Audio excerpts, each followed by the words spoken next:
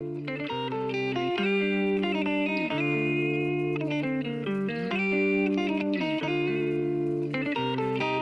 to my channel, guys. My name is James. Today we're going to be making one of my favorite sauces, especially when it comes to barbecue. Well, we're going to be making some barbecue sauce, but we're going to be making a very good barbecue sauce. I have several recipes. This is one of them. This is one of my favorite ones. And well, the end product should look more or less like this. It's a good consistency, smoky, sweet, and very spicy if you want to make it that hot. Well, in any case, I'll leave the list down below for you guys to be able to follow along. It's a bit of a long list, so well, I would suggest printing that out, or at least looking at the recipe first and then following along with the rest of the video, because it'll make the process a lot easier if you want to make this at home with me as we work in the video. So guys, if you do enjoy this recipe, or more importantly, if you enjoy the video, then I would ask you if you would consider liking the video down below, as it helps greatly with the algorithm, and subscribing to my YouTube channel if you haven't done so already, and hitting that little bell notification, as I publish videos weekly. And well, I publish not only recipes, but also helpful tips and useful tips on the kitchen. And hopefully I can bring you a little bit of value when it comes to saving money in the kitchen, or saving money on food, doing things yourself, and well, improving your nutrition as well, because any time that you make your own things, you can control exactly what you put in it instead of just buying the store-bought stuff. So anyway, guys, let's get going. As you can tell, we have a lot of ingredients here, and I'm gonna go over them one by one, so that way it's better for you guys to understand on what ingredients you need to make this recipe. So obviously we're going to start the recipe off with a few onions, and I'm just going to slice these up, or actually I'm going to julienne them very small. The smaller you cut them, the faster they'll cook, and we want to caramelize them, so this will be good. I'm going to add a few cloves of garlic as well, and we're also going to cut up one red bell pepper. I'm going to cut this into smaller pieces. We're going to dice up a few tomatoes. We have a leek here as well, as you can see. Also, one quick tip about using leeks. We want to use the white bit, and you want to cut them lengthways, because as you can tell, it's just like an onion. Yes, they have layers. And you want to wash these out, because you will find, depending on how high up it is, or depending on where, but you will find some dirt in between these layers, most often than not. And it's a good idea just to give them a rinse so that you don't have dirt in anything that you use. And in Spanish, leeks are called puerro, which, well, is the Spanish word for leek. So they're very popular here, but you want to use the white bit, that's it. And we're going to slice these up very small as well. Also for the celery, just you want to give these a quick rinse as well, as they can have a little bit of debris or dirt on, well, the bottom pieces here. And just so you guys know, celery is quite fibrous. So if it does bother you that it's too fibrous, what you can do is you can peel or take off the little pieces of fiber here, the little strings, just like so, by pulling back on here, and you can remove them. It's optional. It's not that important, since we're going to be blending the sauce and passing it, but it's all up to you. And then of course we have our ketchup, we have our brown sugar, we have our Dijon mustard. If you can get English mustard, Coleman's mustard, I would suggest using that instead. But since it's literally, it costs an arm and a leg to import that here, I'm going to substitute it with some Dijon today. It's not the same, it's a little different, but we're going to add also our Lea pairings, or Worcestershire sauce, to this. You don't have to add this if you don't want. As a matter of fact, any of the ingredients, if you want to omit one or two, that's totally fine. But at least you have the full recipe and the option if you want to add them. And then today we're also going to be adding a little bit of liquid smoke. This is hickory smoke. You don't need to add a lot of this. Just literally a drop or a couple drops will make a massive difference in flavor, or give that sauce the smokiness that you want. We're also going to be adding a few chipotle chilies. Now chipotles are also smoked, so again, we want to add this first, and then at the end we're going to add the smoke, because this is already smoked and you don't want this too overpowering.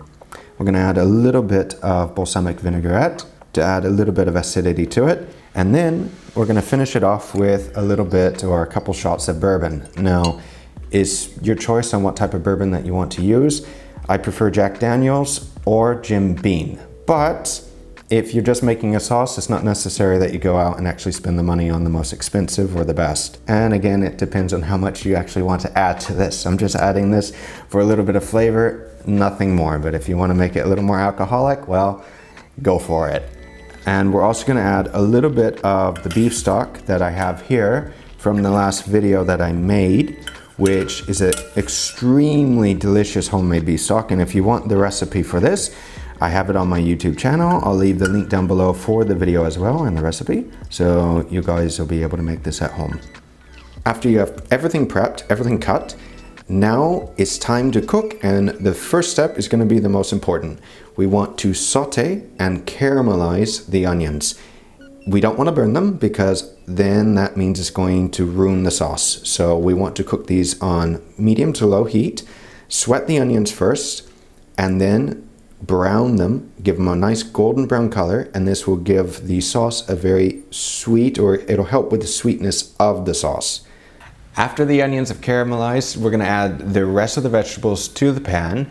If your pan's not big enough, then add just little by little until they start to cook down, and then you can add the rest.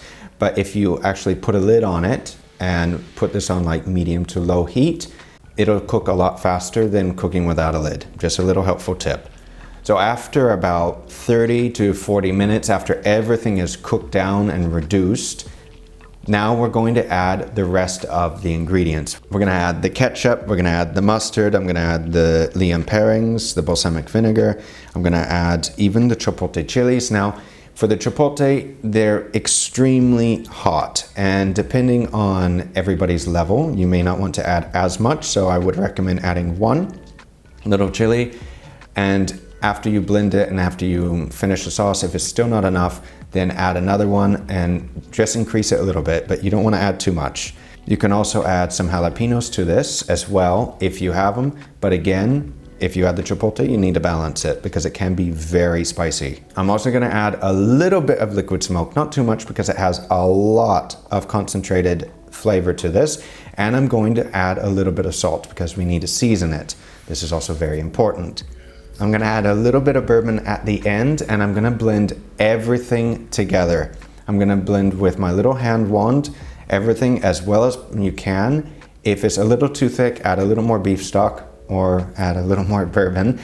And at the very end of it, taste it.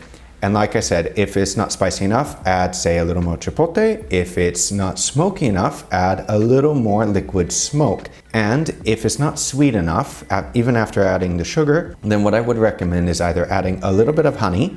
Yes, it'll give a little bit of a different flavor to it as well, or add a little more sugar as well to it to sweeten it. Everyone's preference is different, especially when it comes to barbecue sauce. So I would say make the base recipe as I have given you, and then adjust it to your liking for spice, sweetness, and smokiness, and also how much bourbon that you want to add to it. And then once you manage to work out more or less how you want the sauce, blend everything extremely well, and then you have the choice of either leaving it as such or passing it through a chinois, through a sieve. I would recommend passing it because you will get rid of a lot of debris. And if the sauce is not at the consistency that you want, a little trick with this to make it like silky smooth is to add a little bit of butter to it while you're blending it. This will make the sauce extremely silky.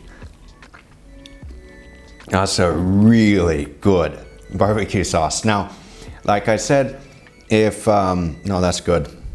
That's really good. Now, like I said, if you do want to adjust the recipe, then what I would say is to make the base recipe and then tweak it to how you want it. A little spicier, a little smokier, etc., etc. But this is one of many recipes that I have for barbecue. This one I like a lot, so this is why I made this first.